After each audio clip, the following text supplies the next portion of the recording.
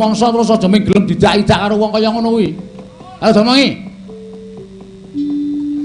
Engko nek perang ditandangi wong loro. Nek ade kalah ya mulih njukuk dit. Hus. Kaya main wae truk pada kira. Wonten dawuh.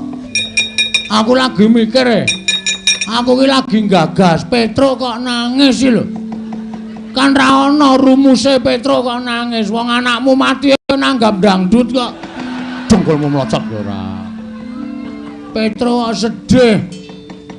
Kok iso nangis ya, Tru? Sangu Brambang tak remet nang tangan leletke mata. Luwe ndrojos terus karo mewek-mewek. Asem iki. Ndara gawe kaca langsung gila raine saya pucet. Ngambah dirgantara mabur. Heeh.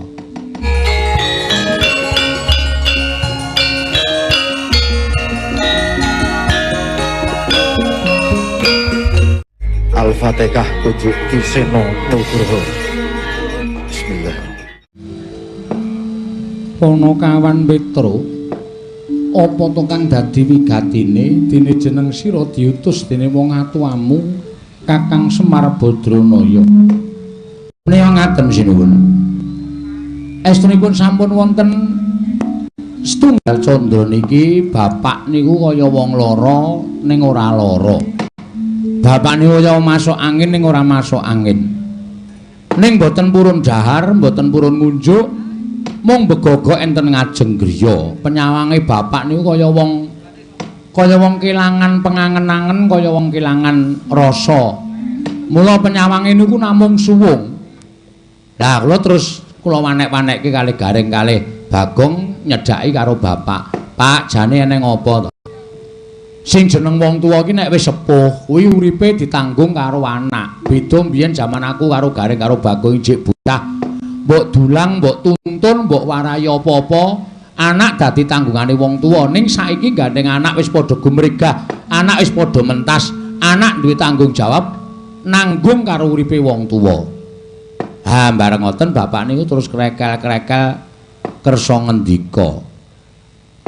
Ngendikane bapak ngenten iki, kula tak nirokke omongane bapak sampun dinten kula menika ngoko kalih panjenengan, ning kula mung nirokke omongane bapak mengko ndak ana undhak ing pawarta sudaning titipan.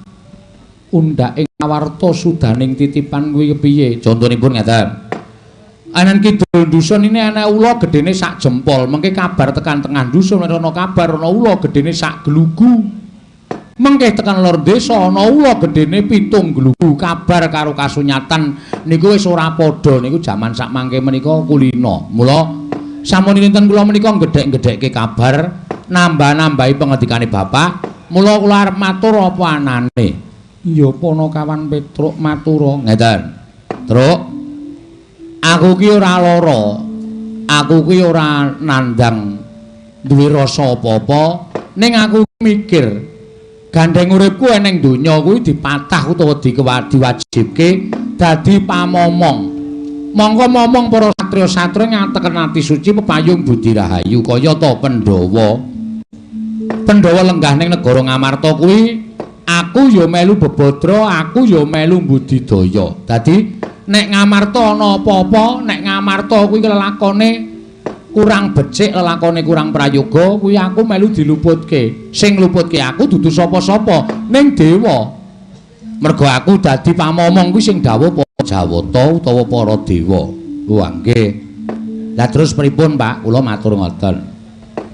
Kahanan negara Ngamarta kuwi saiki beda karo kaya mbiyen. Biyen negara Ngamarta kuwi negara ingkang adil, makmur, warata, tias bagya mulya, ayom ayem tentrem, kaulane padha sayuk rukun urip tembayatan manunggal tunggal cipta rasa karsa lan karyane. Ning Ngamarta saiki kok beda kaya mbiyen. Ngamarta saiki nuwun sewu, wong-wongane padha nilar tata krama, ninggal unggah-ungguh, malah kala mangsa sok ana ingkang tegel karo sedulure, tegel karo kancane ming perkara bab sing ora sepira nganti dadi regejegan, nganti dadi padha bentak sirah. Wekasan akeh sing ora rukun. Ngoten niku. Lah, kahanan sing kaya ngene iki nek tak nengke, kuwi ngibarate Ngamarta ki mengkari sak siliring bawang, sak umuring jagung, sak uruping damar. Ngamarta bakal remuk bubuk dadi rempon. Mula aja nganti ngamarta kuwi negara kuwi rubuh merga olahe para kawula ingkang padha nggugu karepe dhewe. Mula aku duwe niat mbangun pura Kencana. Kula kaget. Bagong ya kaget, Gareng ya kaget. Semar niku ming batur, Semar niku ming wong sekeng, Semar niku nuwun sewu wong ra duwe, ming kawula. Kok arep mbangun pura Kencana. Terus kula nuwun prisa dhateng Bapak. Janjane pura Kencana iki karepe Bapak pripun? Wong Bapak niku nuwun sewu, Piyai nuwun sewu lho Pak, ora ngece, Piyai ora duwe, kok arep mbangun pura Kencana. Kowe aja kleru. Aku mbangun pura Kencana kuwi ora mbangun papan sing magrong-magrong. Sing dumadi saka Kencana, mutiara, jamrud, hergeni, emas kuwi ora.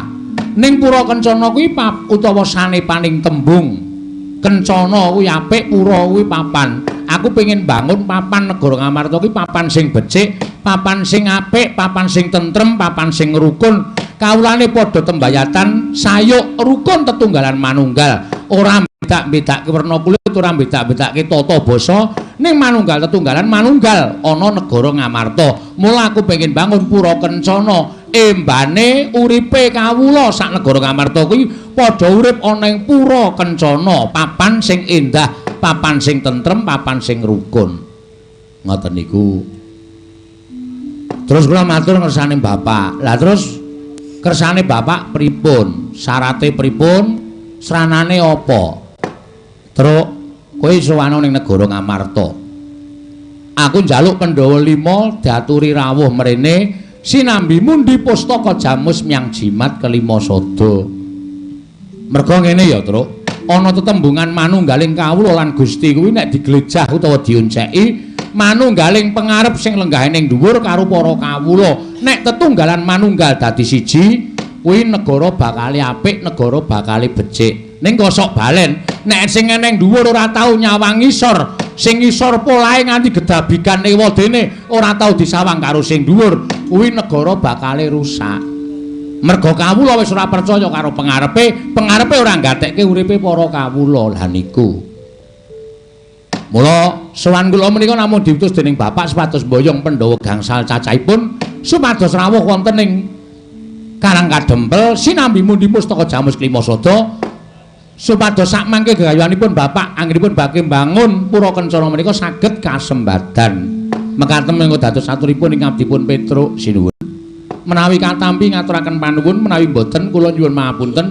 Kula nyuwun dasaripun menapa kok boten kersa rawuh teng Karang Kadempel jer gegayuhane Bapak niku apik, gegayuhane Bapak niku becik. Ngoten. Nek sampeyan kersa monggo dinten menika kula dherekaken gangsal panjenengan Ndara Werkudara, Ndara Janaka, Ndara Nakulasedewa rawuh teng Karang Kadempel sinambi mundi pustaka jamus lima sada. Ning nek mboten dasare apa, alasane apa, kula ajeng midhangetaken ingkang tetela. Ngoten natur kula menawi wonten lepat nyuwun pangaksami. Iya Petruk, nggih. Gandeng pustaka jamus kelima sada kuwi darbe ing Pandhawa 5, nggih. Aku tak taren karo adi-adiku dhisik Petruk. Oh monggo menika langkung sae. Tinimbane sampeyan nika mutusi piyambak, monggo ngono salah sawijining rayi panjenengan sing ora sarujuk menika dadine ya ora apik. Mula kudu dirembug kanthi sae. Werkudara, apa? Piye Dimas miturut penemuning Siadi, gegayuhaning Kakang Semar? Wah, Petruk, dalem yen aku sarujuk, bapakmu ngene bakal mbangun pura Kencana.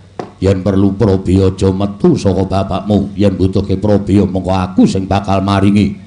Jodipati mbok tawu bandane ora apa-apa. Waton kasembadan penjangane bapak. Estu Den? Yo tenan. Alhamdulillah. Matur sembah nuwun. Ponokawan Petruk aku uga bakal sarujuk. Ponokawan Petruk aku ya sarujuk. Ponokawan Petruk aku sarujuk banget kalawan penemune bapakmu. Pun Pandhawa gangsal sampun Pandhawa sekawan sampun paring dawuh sarujuk sedayanipun. Samenika gumantung sinuwun Prabu Darmakusuma. Kersa menapa boten mergi ingkang dados nalindra menika panjenengan sing nemtokke ya panjenengan. Mula kula aturi paring dawuh ingkang tetela. Ponokawan Petruk wonten dawuh. Bingung rasane atiku Petruk. Lho sebabe merga sadurunge sowan mau nggih. Koko Prabu Ndarawati sinuwun Prabu Sri Bathara Kresna uga mbutuhake pustaka Jamus kelima sada. Lho. Sinuwun Kresna? Iya, Petruk. Wigatose Ndarawati ketaman pegebluk. Akeh para kawula ingkang esuk lara sore ketiwasan. Mula kang sangka kuwi Koko Prabu paring dawuh bisane waluya nirmala temah jati yen to tinumbalan pustaka Jamus nyang jimat kelima sada. Petruk, mongko rawuhe dhisik Koko Prabu Ndarawati tinimbang kowe. Mula kowe ngalaha. Sakwise Koko Prabu Ndarawati nggunakake pustaka Jamus kelima sada, mengko aku bakal sowan sak Pandhawa ning Karang Kadempel. Mangkire miyen sing dikersake bapak niku sakniki tur pustaka Jamus kelima sada kok ajeng dienggo tumbal niku nuwun sewu sing jeneng nggo tumbal niku mung dipendhem. Nek dipendhem niku ora bakal bali meneh. Ngaten. Lah lek kula ngenteni terus pirang dina, pirang sasi, pirang taun. Selak bapak ora kelakon bangun pura kencana, panjenengan ora rawuh-rawuh teng Karang Kadempel. Kula diseneni bapak. Petruk, kowe ngalah. Nek perkara ngalah kula gelem ngalah wong kula niku jejere kawula. Nek ditanding karo priyagung-priyagung ngenten iki kula kalah derajat, kula kalah pangkat. Wis saempere nek wong cilik niku pendak-pendak mengkon ngalah, mawon niku saempere. Ngoten. Ning kula nuwun sewu, panjenengan kudu ngatosaken lelabuhane bapak. Bapak niku kawula cilik, ning kisane Pandhawa sampeyan mukti teng negara Ngamarta niku ya merga saka bapak.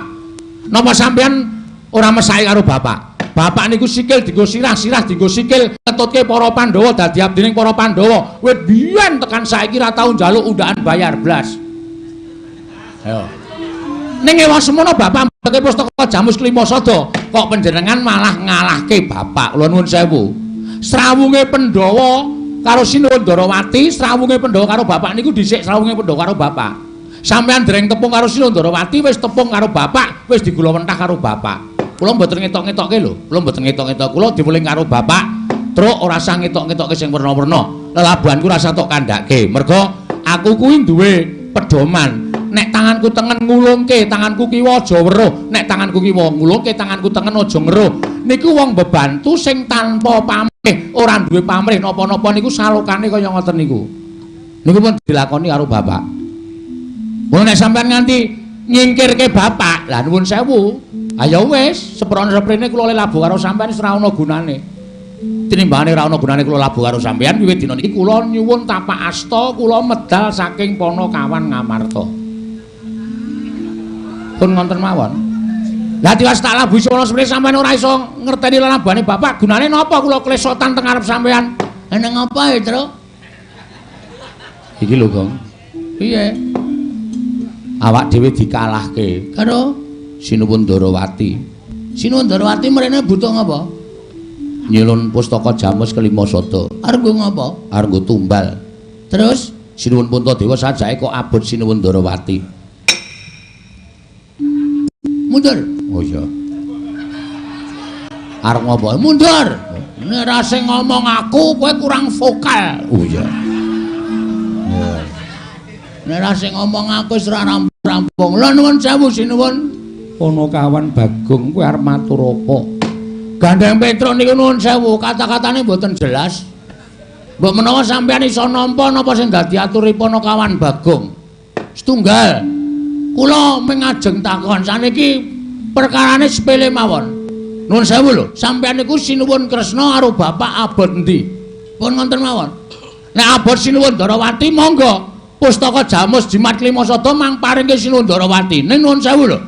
Pustaka Jamus jimat kelima sada menika mboten kek mung pusaka lumrah, ning niku panggesanganing para Pandhawa. Pandhawa nek kelangan pustaka Jamus kelima sada niku ora duwe kekuatan. Wong sing ora seneng karo Pandhawa gawe cintrakane Pandhawa niku bebasan angel mijet wae ngranti suwe banyu sinaring.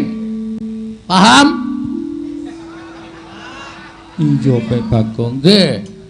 Sing angka loro saniki nek pusaka kok menggo tumbal. Niku tegese tumbal niku nek cara piyayi ngertos niku mung dipendhem.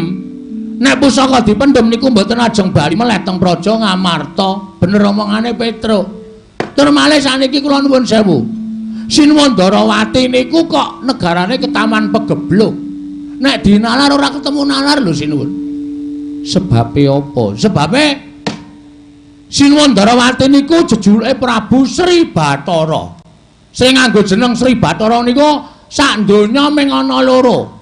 Siji Sri Bathara Rama Wijaya, loro Sri Bathara Kresna. Apa? Apa to? Kuwalik. Hah? Kuwalik. Apa to sebabe kok nganggo jeneng Sri Bathara? Merga niki menungsa, nuwun sewu nggih sinuwun. Iya ora apa-apa. Niki menungsa sing ketitisan dewa. Sapa sing nitis teng awake Prabu Kresna? Mula-mula Sang Hyang Bathara Wisnu. Wisnu niku sapa? Dewa king tukang nentremke jagat. Dewa sing tukang ngandum katentreman, dewa sing tukang ngandum kabagyan. Saniki ngaten. Sampeyan niku ratu nuwun sewu. Nuwun sewu lho kula mboten ngandani ning kula ming ana supaya sampeyan niku luwih teliti nyawang kahanan. Iya. Sing jeneng pegebluk ngoten niku tiba teng donya niku dadi peringatane sing gawe urip kagem titahe sing ora gelem manembah ngoten ana wewengkon sing pancen tumindake ala tumindake jahat masyarakate ora gelem manembah sing diparani wing papan-papan maksiat niku karo sing gawe urip mesti tibane napa-napa teng mriku sing marai uripe rekoso blek terus do keteleran mudar. Iya. Niku pegebluk. Terus saniki kula takon, Ngastina niku sing dadi ratu sapa? Prabu Duryudana. Niku ratu jahat, ratu angkara murka, ora ketaman pegebluk. Ratu Wirata, ratune lumrah, ora ketaman pegebluk. Terus saiki Darawati negara sing ditunggoni dewa kok ketaman pegebluk. Niku nek cara sakniki ling ngomongke mohon dicek dulu. Aja kesusu. Nek kesusu sampean mengke kelangan pustaka Jamus Limasada malah ngrekoso. Ngoten lho. Kula aturi menggalih. Sinuwun Prabu Darawati menika titising Sang Hyang Bathara Wisnu. Nek nganti sampean langlung bab pusaka cilaka. Tur saniki bapak nyuwun pusaka niku ora kok uwal saka Pandhawa. Pandhawa diaturi rawuh teng Karang Kadempel 5 cacahe. Tegese pusaka ora pisah karo sampeyan. Niku aman-aman mawon. Nek pusaka pisah karo sampeyan niku nyilakani. Nuwun sewu lho, Den. Kedung jero iso dijajaki atine menungsa sapa sing ngerti. Saniki sedulur niku iso dadi mungsuh, kanca iso dadi satru. Ning nuwun sewu lho. Arep niki bendina teng mriki, ning sapa ngerti atine Kresna? Nuwun sewu lho niki. Nek duwe niat ala, merga sing jeneng ketitisana dewa kae isih kedunungan kulit daging. Kedunungan kulit daging nika iso kedunungan ina lali salah apes lan mati. Saapik-apike wong mesti tau tate tumindak ala. Saala alaning wong mesti katabetan ati sing suci. Niku lho. Oh, sampeyan ora paham. Ratu Lenggasiniwa kok arep dapusi wong kok penak wae. Ha nek cara kula diteliti. Utusan Ndara Werkudara rawuh teng Darawati. Darawati ana pegebluk apa ora? Nek ora sampeyan kelangan pusaka wis bacut meneke karo Prabu Kresna. Nek ketaman pegebluk, monggo dibantu. Jare urip ning alam padang menika saling bantu. Ngoten. Ngoten mawon atur kula. Ewadene kula matur menika wonten sing kira-kira ora trima. Ora trima dengan kata-kata kula. Kula mboten wedi karo sapa-sapa. Pathokan kula mung siji. Kula niku bener. Nek kula bener aja kok menungsa. Dewa medhun wae kula ora wedi. Mula kagem ing sami gawonten ing kedaton negari Ngamarta mriki sakliyanipun para Pandhawa kinten-kinten nek ana sing ora trima silakan. Saya kasih waktu. Berbicara langsung karo Bagong legane atiku. Jajamun walah dalah parusmaning jajalan sukertaning bawana iblis lanat. Walah dalah ing atase drajating batur gedibal mung kawula. Lah kok gunemane ngreweteh kaya betes semono bapak tegalan. Ndrowi kaya grojokan. Menungso ora ngilu karo getoke. Bagong. Bagong. Tru? Gentenan, Tru. Lho. Gentenan piye? Kowe sing diceluk ngono kok, wah iki rada galak iki. Aku rada tratapan, Bagong, Bagong. Masir-sir atiku. Wis wani, jarene wis muni bener wani kok. Kowe iki bener, tumrap aku bener asa wedi karo sapa-sapa. Menek kono nesu, nesu ya kadhe genti nesu. Awak dhewe mung kawula. Kawula iki aja rumangsa terus aja mung gelem didak-idak karo wong kaya ngono kuwi. Ayo domongi. Engko nek perang ditandangi wong loro. Nek ade kalah ya mulih njukuk dit. Hus. Kaya main wae truk padha kira. Wonten dawuh. Kowe ngerti ora? Aku sapa mangsa terus aja mung gelem didak-idak karo wong kaya ngono kuwi. Ayo domongi. Engko nek perang ditandangi wong loro. Nek ade kalah ya mulih njukuk dit. Hus. Kaya main wae truk padha kira. Wonten dawuh. Kowe ngerti ora? Aku sapa? Aku sapa? Oh, lah iki perlu priksa iki. Karo awake dhewe kok lali. Sampeyan Prabu Baladewa, sapa-sapa wis ngerti sampeyan Prabu Baladewa. Kowe matur ning ngarepe sapa? Sinuwun Prabu Puntadewa. Aturmu piye? Lho. Wah, ya wis lali nek kon baleni kok ya. Ature akeh banget e, Bagong. Nun. Kowe padha karo kenyek karo Yai Prabu Ndrawati. Kowe ngecek karo Yai Prabu Ndrawati. Kowe nyas dadane Yai Prabu Ndrawati. Kowe ngino, mbok anggep Yai Prabu Ndrawati iki panjalmaning mungsuh ingkang bakal nyuwun pertawus menyang Jimat Limoso. Ya apa ora? Lah apa ora? Lho, Yai Prabu Ndrawati iki dudu mungsuh, dudu ya wis ngono geger. Wong dudu nek dudu ya syukur. Tegese iki dudu mungsuh nek iya iki kok kudu dititi priksa sadurunge. Kuwi pancen menungso ora tatanan. Nuwun sewu, sampean kersane ajeng pripun? Aku ora trima. Ora trima perkara apa? Kowe ngecek karo Prabu Ndrawati. Lho, sing tak ecek meneng wae kok sampean wong liya kok geger. Lho, aku kakangne wis ngerti ya, Truk. Ah iya. Wis ngerti. Wong sing kulino ndelok wayang ki wis dong kabeh. Nek Baladewa ki kakangne Kresna kuwi kabeh wis ngerti. Kok dadak domongke, aku kakangne. Apa ora ditulis ning surat kelahiran apa? Hus. Kowe iki omong apa? Ora omong apa-apa tenane. Saiki ngene, kowe bali ya? Nun, bali. Bali piye? Bali kandha karo bapakmu. Ora usah dadak bangun Pura Kencana. Bapakmu ki wong sekeng, bapakmu ki wong ora duwe. Semar ki wong melarat. Semar ki mung kawula. Kok arep bangun Pura Kencana ki bapakmu ki gablek apa? Wah, nek iki tak waneni tenan iki. Nek ngunek-unekke Bagong ora masalah, wis ngunek-unekke bapak. Bapak sing marahi aku ana ning alam padang ki bapake. Wong tuwa iki tangan tengene Gusti Allah. Kok dunek-unekke bapakmu wong sekeng, bapakmu wong ora duwe, bapakmu wong melarat, kowe mbok ngelingi bol. Lho. Bol piye jenengmu sapa? Baladewa dundang bol kok ora gelem. Nek ora gelem dundang bol ganti jeneng. Oh, weh, ora ngono kuwi kok. Amen, ya wis tak waneni. Nek wedi minggat to kono. Lho aku ora ngelik karo kowe kok. Kowe cerewet wae kene wis deg-degan malah cerewet wae. Sirmu piye? Karepmu arep apa? Kowe ngunak-unakke bapak. Walah, Ndara Baladewa, Baladewa. Tak omongi ya Mas, tak omongi aja sok semangkean duwe derajat pangkat, aja sok semangkean duwe bondo donya. Arep kowe karo aku kaya ngene iki rupaku elek, kowe kaya ngono kuwi nganggo sandangan sarwa ting glebyar. Kowe nganggo derajat pangkat dhuwur. Ning di mata Tuhan kita itu sama. Sing jeneng derajat pangkat ki mung sampiran, bondo donya ki mung titipan, ora mbok gawa modal kok tok pamerke. Hah? Tur kowe linga, kowe kok sia-sia karo kawula ngene iki? Kowe kok sia-sia karo masyarakat cilik kaya aku ngene iki? Kowe ora sadar kowe ya, kowe mbiyen ora tak coblos ora dadi ratu ning Mandura ta. Aku dadi kowe saiki karo aku kok. Wah, wis wong nek mendem derajat kaya ngono kuwi. Mbok tiru-tiru karo wong sing duwe derajat, wong sing duwe pangkat, sing tresna karo para kawula. Derajat pangkate ajeg, Bos. Kok kowe kok karo Bagong kok kaya ngono, ndekno mbiyen kowe jaman arep nyalon kae. Bagong, kowe dadi tim suksesku ya. Sok kene iki tak deki toilet. Seprene aku isih neng kali tak kandhani. Toilet ora wujud. Ngapa kaya ngono kuwi? Saya tak takon. Niatmu pripun? Muneke kaya ngono karo aku. Kaya karo bapakmu. Bapak ngono apa? Kon murungke nggone bangun Pura Kencana. Ora iso niate bapak. Yen ora gelem bapakmu wani karo aku. Ora mung bapak sing wani karo kowe. Iki wae ngrampungi nek mungsa kowe. Gong, aku tak lunga sik ya. Jiri. Wedi.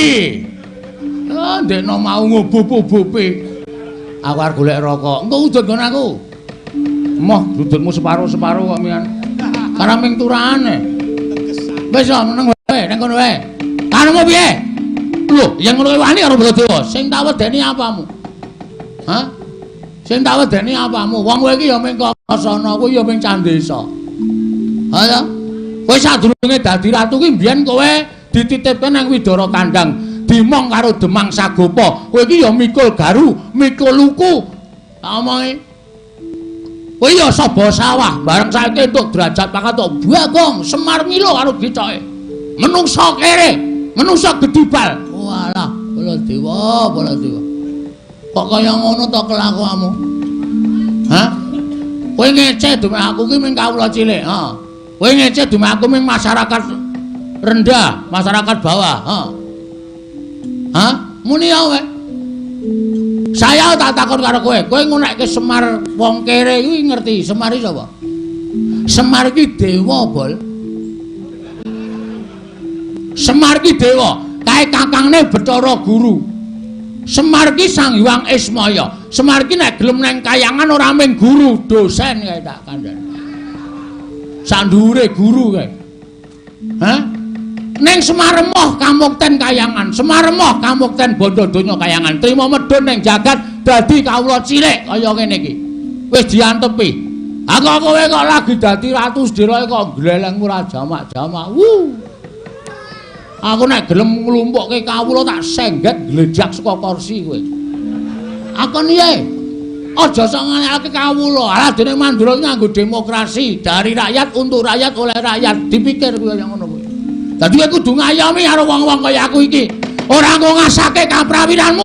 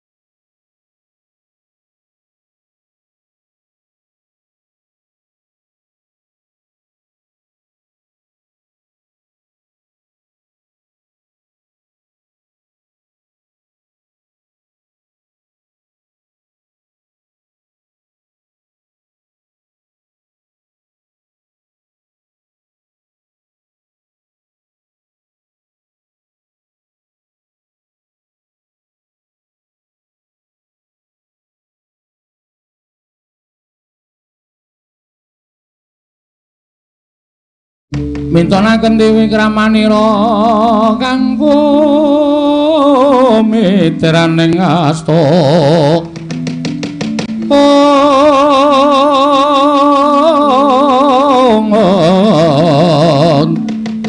kang mitraning astaning asta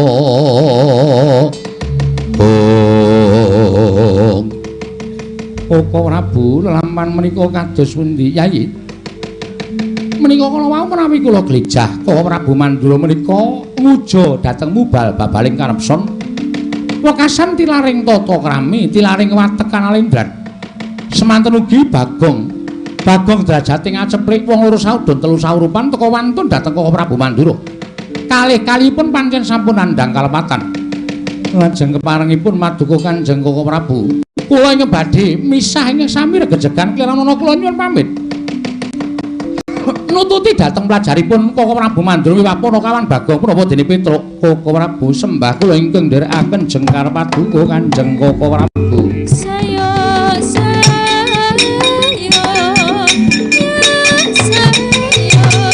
wonten paring adhawu Werkudara. Nggih.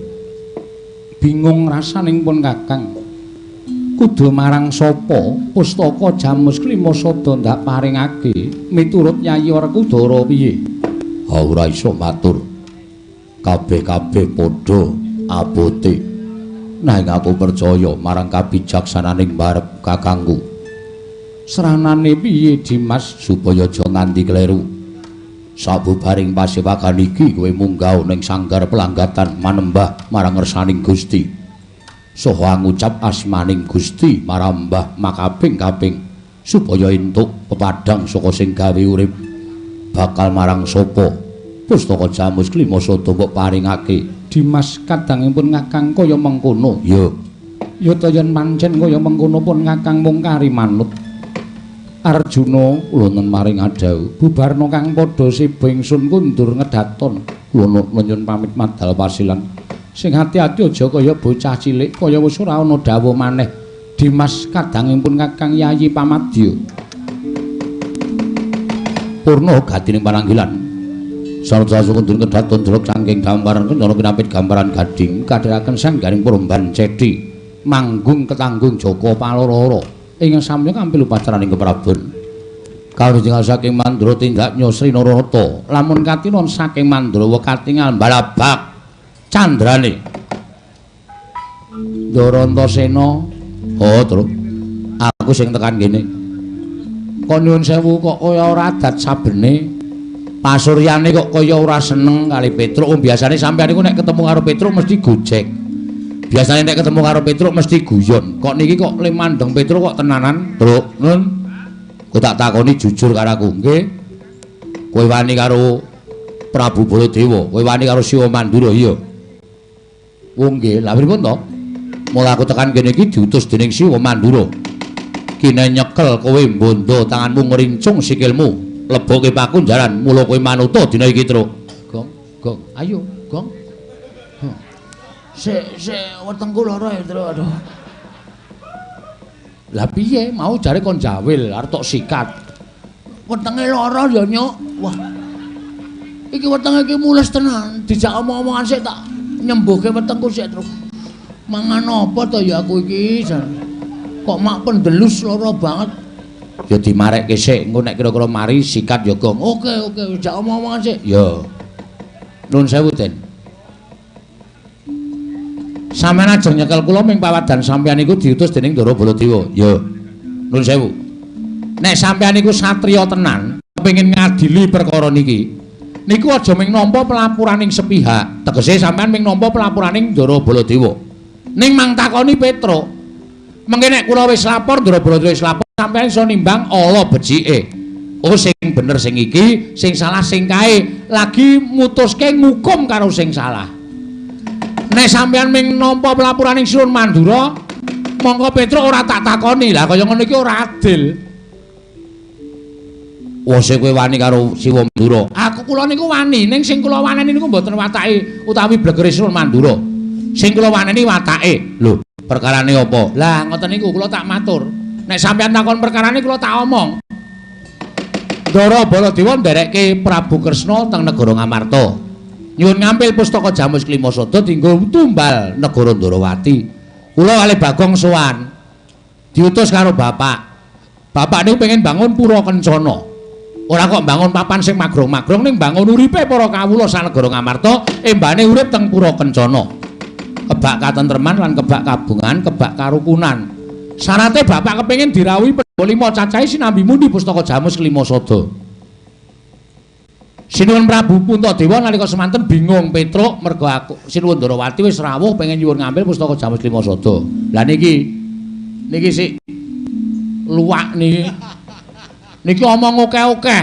Ngandhake nek Sinuwun Ndarawati nuwun sewu titi sing Wisnu kok negare taman pegebluk. Terus ngandhake meneh kedung jero iso didajaki atine menungsa sapa sing ngerti. Niku omongane Bagong. Terus sing tantang-tantangan karo Siwa Mandura niku dudu Petruk ning Bagong. Mergo bapak diece karo Siwa Mandura. Ling ngece bapakmu piye? Ngeten iki. Petruk kowe baliya, Bagong kowe baliya. Omong karo bapakmu. Bapakmu ki wong sekeng, bapakmu ki wong melarat, bapakmu ki ra duwe, bapakmu ki kere. Kon ngira karo gitoke. Siwa Mandura ngendika kaya ngoten niku.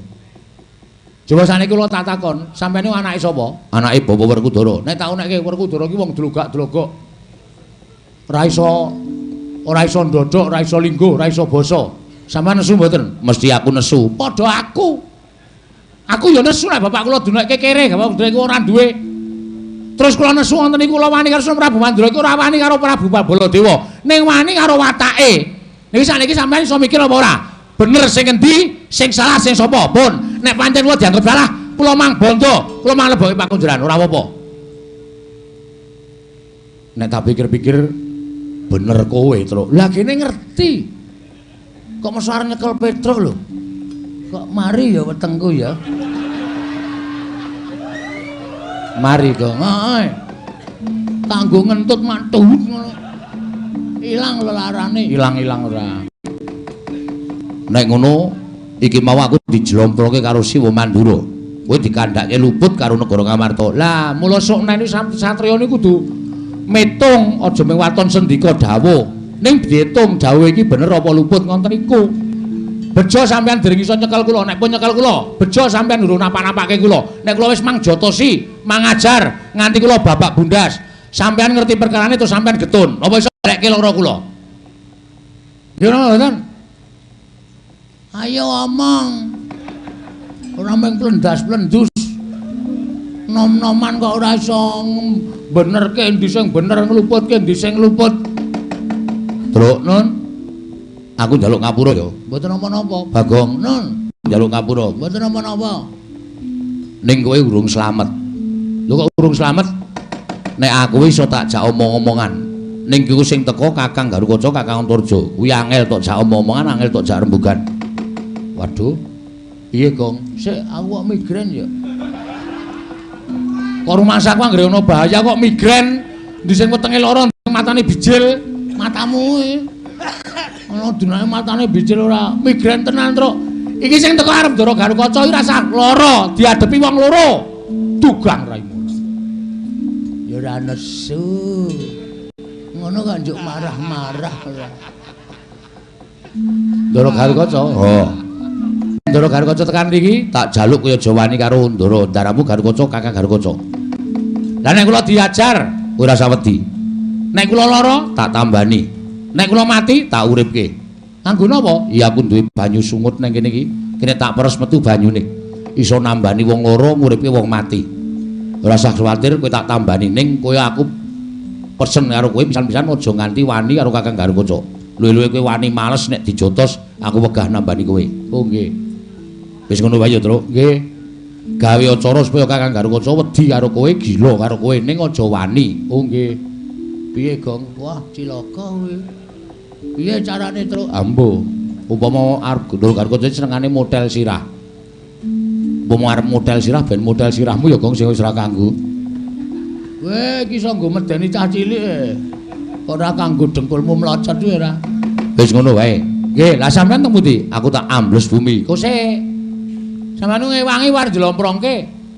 Lah kula ora iso ambles bumi nyeluk sampean pripun? Bagong kon ngejuk lemah ping 3, mengko aku jedul. Oh nggih. Tenan niku, tenan. Ngono wae ya, Truk. Nggih, wis aku tak ambles bumi.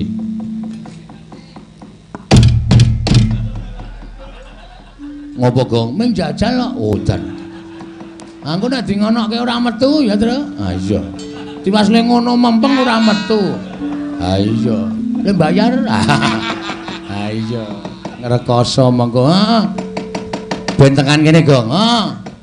Pokoke engko tak gawene cara supaya Garukaca gila karo aku. Wis ki teknikmu lho. Ya ora usah kuwatir.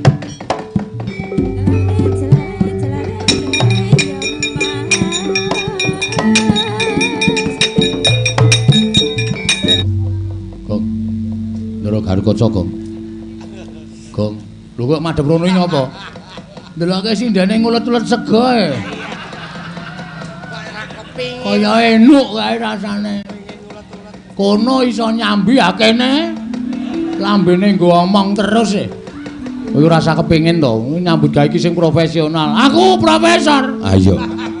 Profesional kok profesor ora. Bekti kula, Den. Yo, Petruk tak tompo. Pangestuku Tampanono. Nggih, kula pundi? Kok ketingalipun pasuryanipun radi kados Mboten sekeca. Petruk, Nun, tak takoni kowe jujur. nggih. Kowe wani karo Siwa Mandura iya? Oh nggih. Petruk, Nun, cetha yen to kowe wis ngaku. Mula wektu dina iki Gatotkaca tekan papan kene. Kuwi gati mung bakal nyekel karo kowe. Kowe wis mirang-mirangke karo Pandhawa, mirang-mirangke karo putra-putra Pandhawa. Ing atase kowe dadi putraku, dadi anake Semar, dadi adining Pandhawa, tumindakmu wani karo Siwa Mandura. Wis ora ana pangapura kanggo kowe. Kowe mapano tak bondo, tanganmu tak krincung sikilmu, yen dene kowe bangga, kowe ora manut. Aja kelakon dosa tak pancat pundakmu tak gimbol ndasmu Petruk. Kagatri sang kapirang urinangku kinembit-kembit dosang reknaning bawana. Oh, matur nuwun Den. Matur nuwun sampean wis kersa ngendika kaya ngoten niku. Petruk wis marem. Petruk marem krungu tembunge Ndara Gatotkaca. Petruk, nek kowe ora manut tak pancat pundakmu tak gembol ndasmu. Nuwun sewu, Den. Niki wong tuwa lho, Den. Niki niku disungkemi anak bojo pendak Idul Fitri, disungkemi dijaluki berkah, dijaluki barokah. Tur umur kula niku mboten ming nuwun sewu kacek karo sampean niku ora ming setahun 2 tahun, ning mengabad-abad. Kula karo mbah sampean wis momong. Karo mbah buyut sampean kula ya momong. Tekan sakniki kula momong sampean. Mbah-mbah sampean niku durung tau nekke Petruk ndasmu durung tau. Lagi niki sampean nekke kula ya. Dadi kula lara-lara, Den. Kula niku wis dadi abdi sampean sikil tanggo sirah-sirah tanggo sikil. Pamrih kula sampean niku dadi satriya sing ngerti karo unggah-ungguh, ngerti karo tata krama. Ning nyatane kabeh wau tutur ketawur mboten wonten gunanipun. Petruk tekan iki mangko nek kajeng Mang Potol sirahe nggo Mang Potol nggo. Pun Mang Potol kula ikhlas. Nek patine Petruk saka Ndara Gatotkaca sing kula tresnani.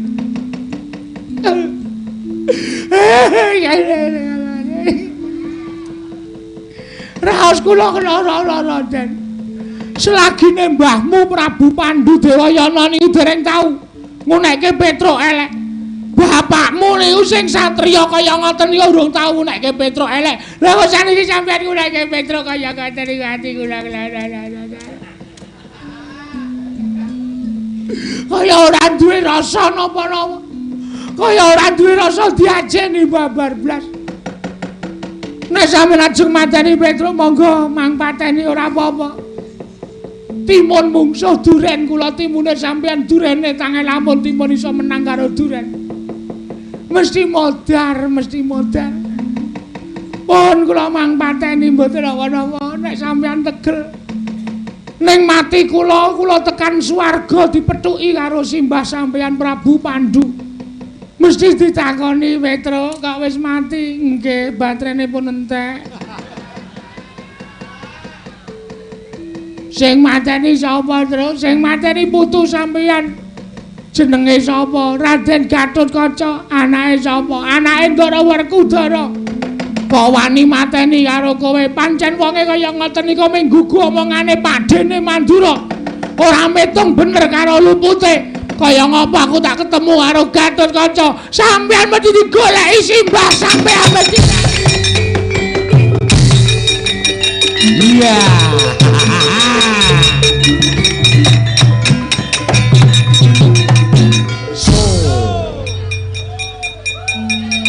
Gleleng to, Gong. Aku lagi mikir Aku ki lagi gagas Petruk kok nangis lho. Kan ra ono rumuse Petruk kok nangis. Wong anakmu mati nanggap dangdut kok.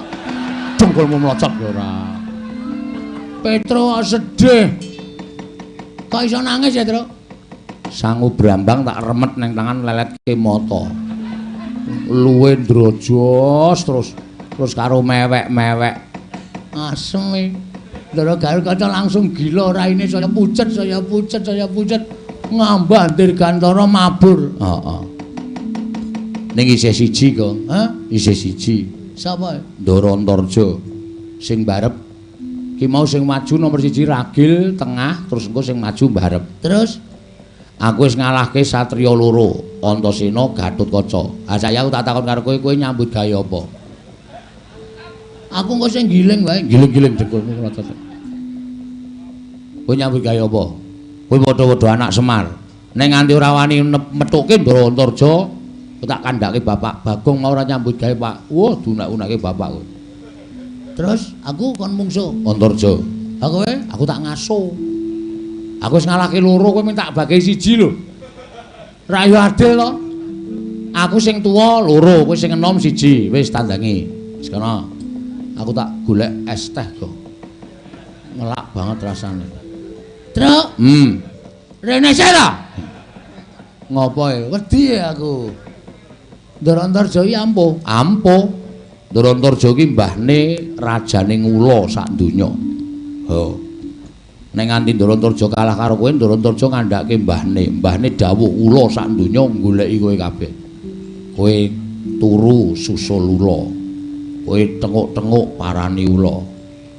Kowe adus parani ula. Weh, aku ya nggawa ulae. Ane ra mung cendhek, Nek rak berbisa. berbisa apa? Wis buktine wis pirang-pirang lho, Truk. Rasa among sing werna-werna to, Kang. Ayo wedi ora kowe. Mongko ulane werna-werna, ula sawa, ula demung macan, lare angon. Sing bahaya dhewe ula sendok. Heeh, kuwi kae bakmi ya entek.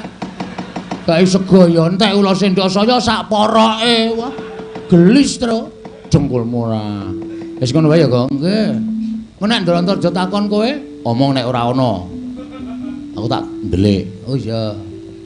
Mun nek goleki dicegati, nek perlu ditantang jak gelut. Oh, ngono. Kowe mau ora gelut tak? Ini rak wani. Wis piye caramu supaya ngalahke sakarmu gawe cara piye? Uteke dienggo. Ya. Oke, ora masalah.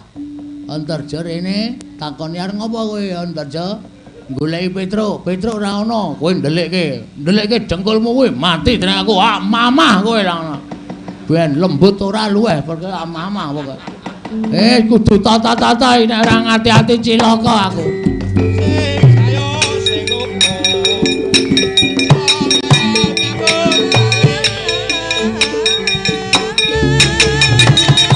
Kudus.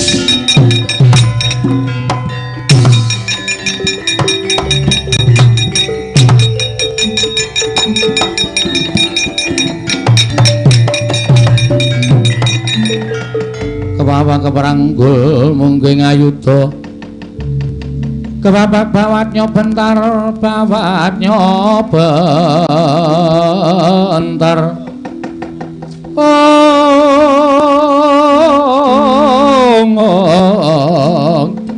Kebabak nyomungking ngalogo.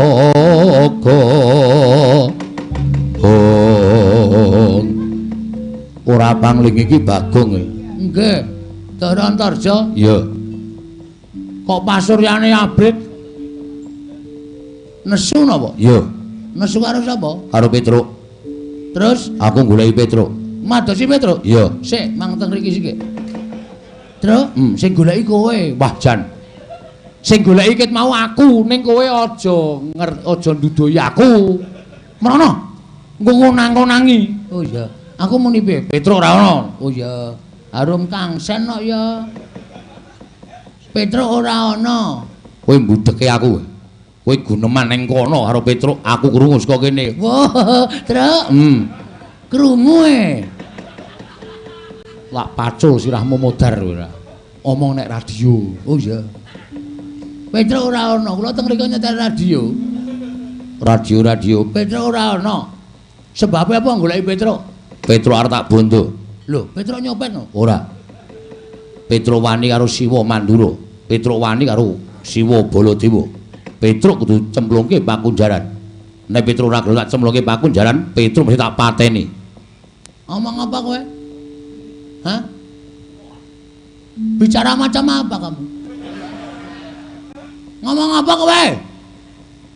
Balen ana. Petruk tak pateni. Ha, kuwi kata-katamu sing aku ora seneng. Hah? Petruk ki menungsa eja. Lho. Jo piye? Jenengmu sapa? Antarja. Tundangja kok ora gelem. Kon ngundang ontor ngono, heeh. Rodo papat rodo loro. Jengkulmu mlocot. Mulane pasrah wae tak undang Jo aja nesu.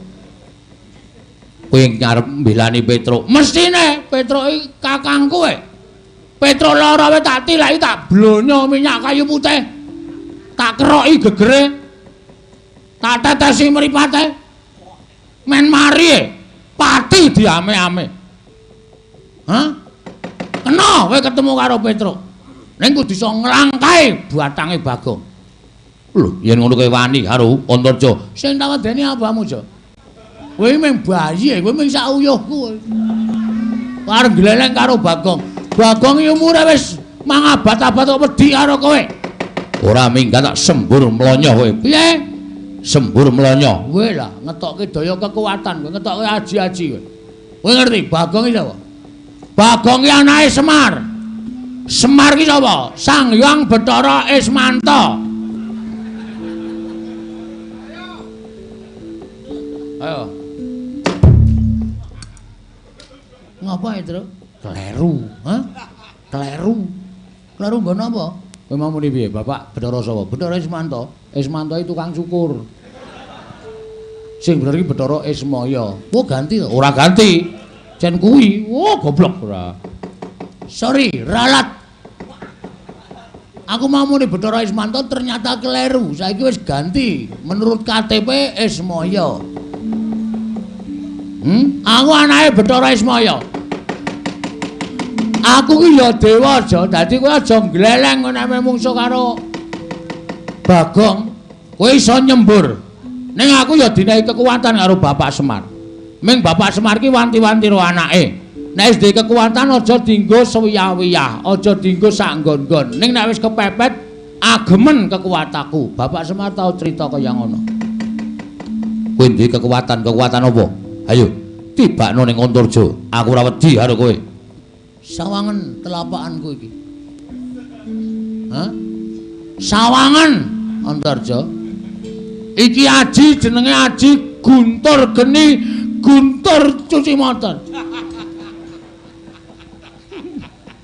Iki nek tak watek telapak aku abang iki tak nggo demek diadamu ora jemblong tekan geger aja tundang Bagong. Ya yo tibakno ora wedi aku. Kulo. Ora wedi kowe? Ora. Waduh cilaka iki. Sawangan sing kedua. Nek tanganku iki kuning tak tamake dadamu jemblong mati dereng aku. Ora wedi tibakno. Wah cilaka iki. Sing terakhir iki. Nek tanganku iki ijo, berarti abang kuning ijo kuwi setopan perapatan. Lah tamake nang kowe, ora kelakon mati aja dundang Bagong. Aku ora wedi. Sik, enteni. Truk, angel ya, Truk. Oh, iku kudu nganggo cara piye carane, ngono lho. Kaya aku mau nangis ya ora apa-apa. Kowe arep mateni kowe, Truk? Iya. Kebangetan kowe. Kebangetan kowe, Jo. Kowe ngerti? Aku sikil tanggo sirah tanggo sikil. Niatku wis kepengin supaya kowe iki eling. Kowe iki dadi satriya sing tangdawa. Nangis aku ora bakal mundur. Ya wis. Dra, angel tenan, Tru. Angel dikalake tenan. Aku pasrah, Tru. Ngene tak andani. Kowe pasrah pati urip bae. Nggawa pusaka, nggawa apa sing tok duweni, bendho apa-apa, tok weneke Ndarantarja kon mateni. Ana. Ngono patani tenan. Ngono pres ngono modar tenan aku. Ora apa-apa kudu wani mati. Wah, kowe iki. Kowe arep mbribek bojoku ta kowe?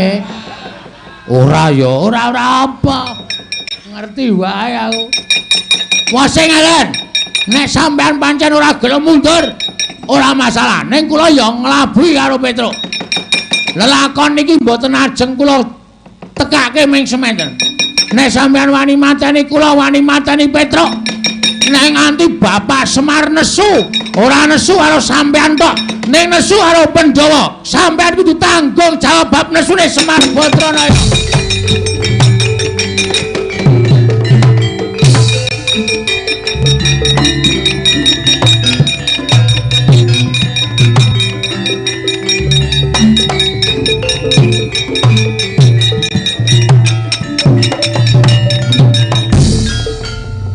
piye, Gong? Mundur pisan. Mergane tak medeni nek Semar nesu. Ayo ngono kuwi carane ora usah perlu dadak kanggo bingung-bingung. Kuwi mau dadak ngopo megarke epek-epek muni abang kuning ijo. Rek kae medeni ning kono ora wedi asem. Iki nek nganti wernane abang, kuning, ijo, aku wis telung werna kok ora mundur. Ha iya. Ngono tak tambahi putih. Ayo. Dok bingung sing numpak kendaraan. Numpak kendaraan dengkulmu melocot kowe ora. Sapa kae Gong joget-joget endi? Kae apa? Lho, pentas seni ngono. Udu kae sing joget-joget tekan kene kae lho Gong. Wah, Pragota kae. Nek kira-kira tekan kene dipolo wong loro to. Ya.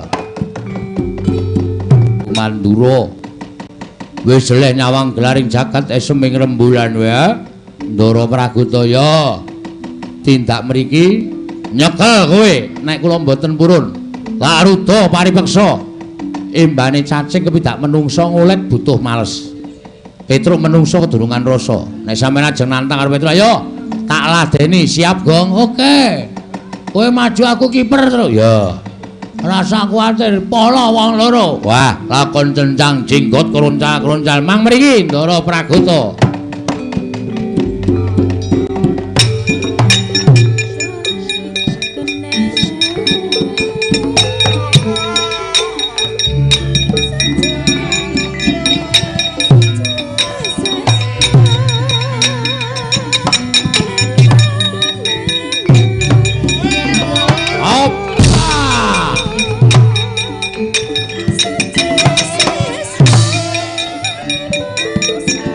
Terus.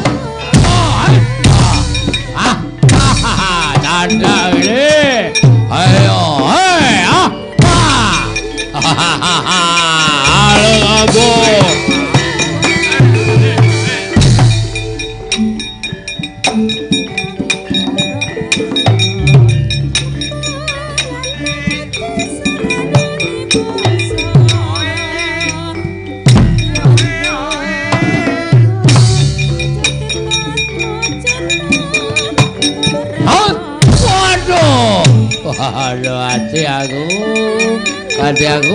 Aduh.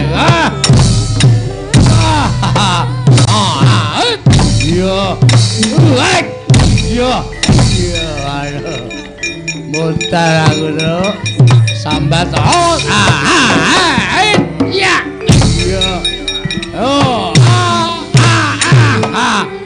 Biar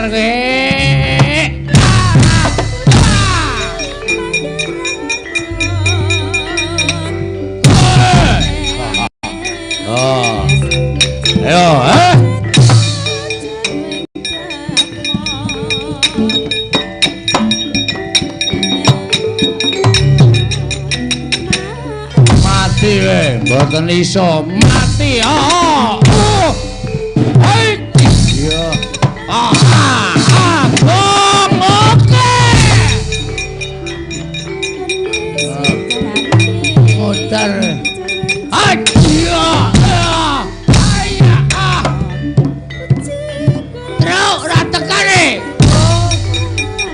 Tangane cupet ora.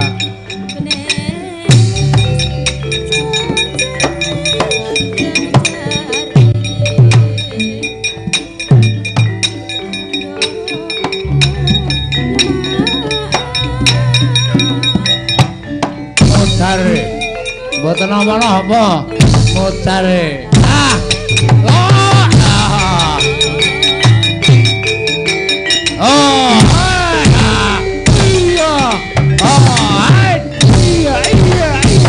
Aduh, hati aku.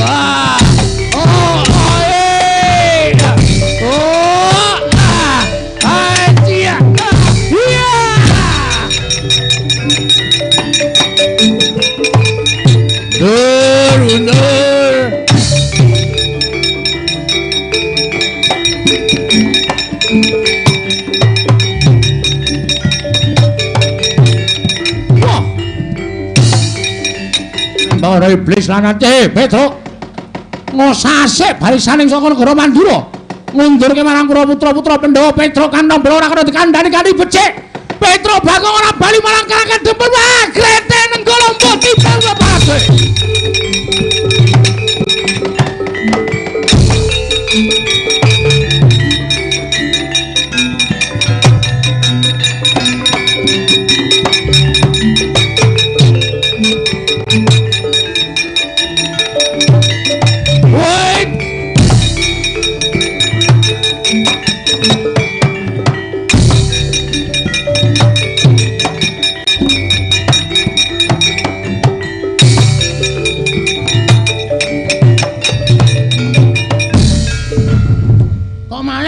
Malik ngopo?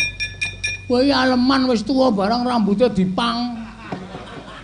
Pang dengkulmu mlocot ora. Karang sing mau ki ucul tudinge kok ya. Ucul lho? Kok mlayu apa ya? Ndara Baladewa ngamuk kok. Ngamuk piye?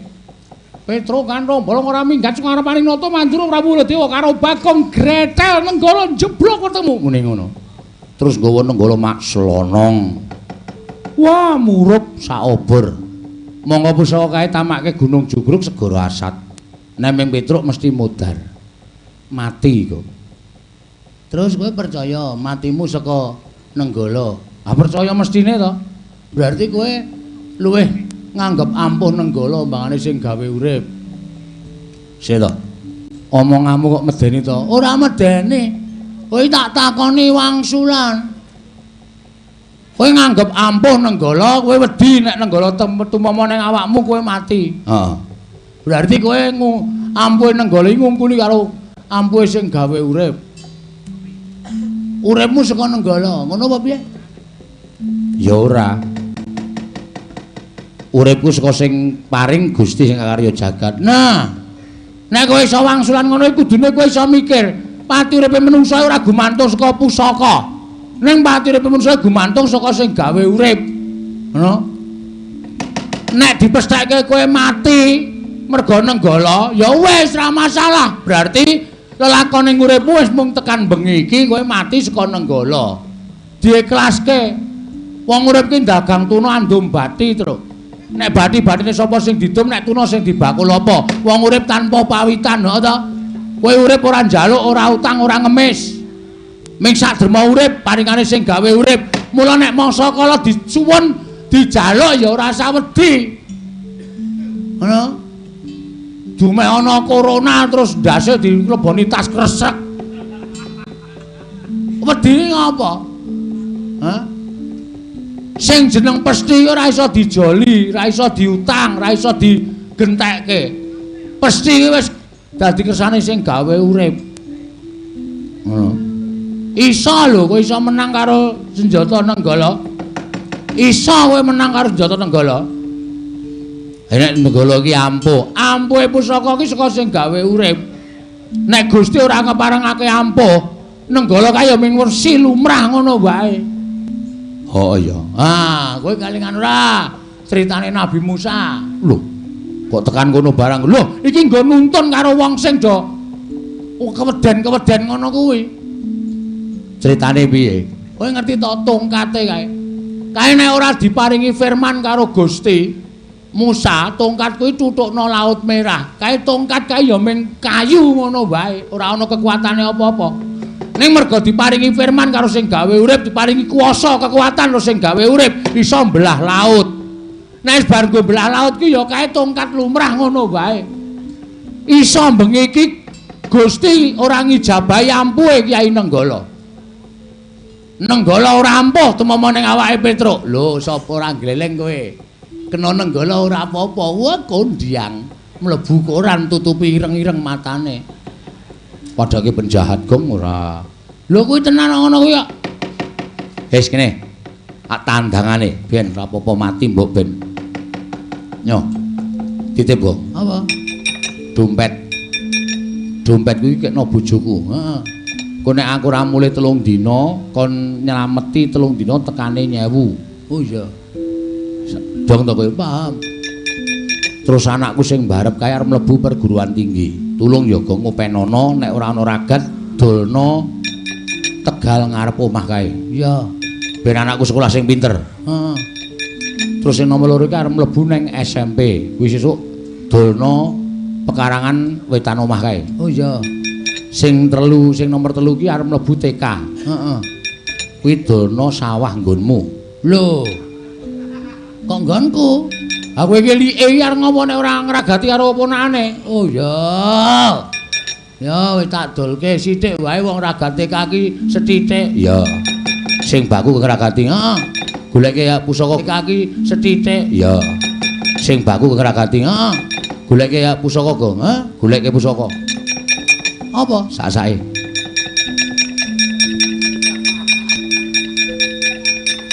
Nyo. Ngapae? Padake es krim lho, Tru. Aku kaya es krim ora. Tandangan isun mantul ayo.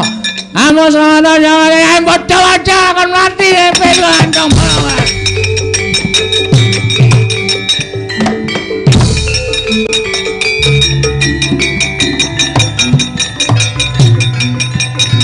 Ayo.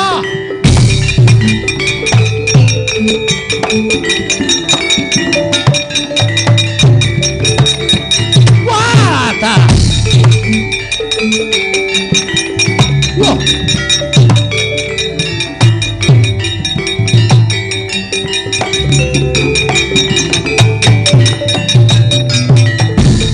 Panuswaing jajaran sekretaning Bawana Iblis Lalati to. Kowe ngembari marang panguwasane Nata Mandura ora mula dewa. Iki Kyai Nenggala pamunahing Satru Sekti. Iki Kyai Ndlunting Kesuma. Wah, dalah. Yen ngono kowe wani karo Baladewa sing tawedeni apa? Lakon tinjung akhirat nyawamu kowe.